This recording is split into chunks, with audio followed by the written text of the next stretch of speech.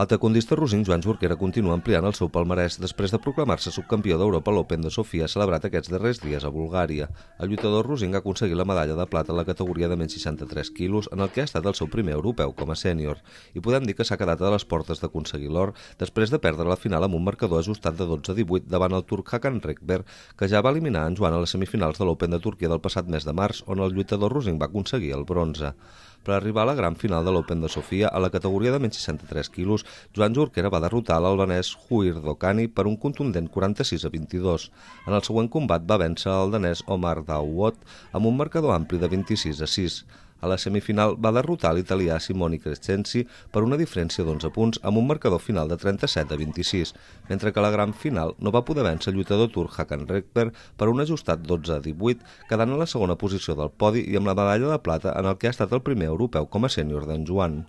Després d'aquesta medalla de plata, Joan Jorquera segueix la seva preparació per disputar el proper cap de setmana l'Open Internacional d'Espanya a Benidorm, competició que serà puntuable pel Campionat del Món previst per l'octubre a la Xina.